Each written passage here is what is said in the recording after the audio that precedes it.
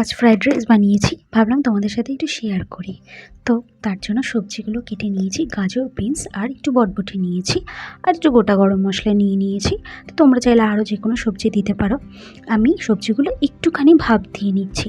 তোমরা চাইলে কড়াইয়ে পুরো ডাইরেক্ট কাঁচা সবজিগুলো ভেজেও নিতে পারো। আমার একটু সেদ্ধ করে নিতে বেশি ভালো লাগে, এর জন্য আমি সেদ্ধ করে নিয়ে জলটা ছাড়িয়ে নিয়েছি। এদিকে কাজু কিশমিশ একটু ভিজিয়ে রেখেছিলাম, আর এদিকে ভাতের জলটা আমি বসিয়ে দিয়েছি।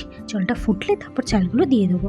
ওদিকে ততক্ষণে আমি আমার সবজিগুলো যে ভাপিয়ে রেখেছিলাম সেগুলো একটু ভেজে নেব। তার জন্য কড়াইয়ে ঘি আর একটু সাদা তেল দিয়ে গোটা গরম মশলা আর কাজু বাদাম কিশমিশগুলো একটু তেলে ভেজে নিয়েছি।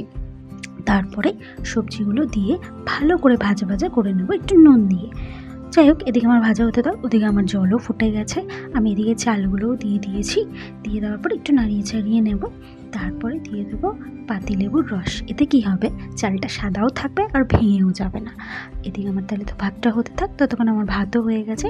এদিকে আমি জল ঝরিয়ে নিয়েছি ভাতের, আমার ভাতও রেডি, ওদিকে ভাজাও রেডি। তো এরপর সাজিয়ে নেওয়ার পালা। আমি ভাতের মধ্যে একে একে স্বাদ মতো নুন, চিনি, গোলমরিচ গুঁড়ো, গরম মশলার গুঁড়ো আর ঘি আর ভেজে রাখা সবজি সহ ড্রাই ফ্রুটসগুলো সব একসাথে দিয়ে নাড়িয়ে চাড়িয়ে নিয়েছি। তো ব্যাস, এদিকে আমার ফ্রাইড রাইসও রেডি হয়ে গেছে। এবার একটু সাজিয়ে নেব।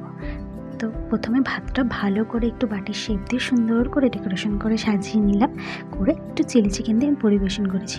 স্যালাডের মধ্যে ছিল পেঁয়াজ আর টমেটো, শসা আমার কাছে ছিল না। যাই হোক, তোমাদের কেমন লাগলো জানিও।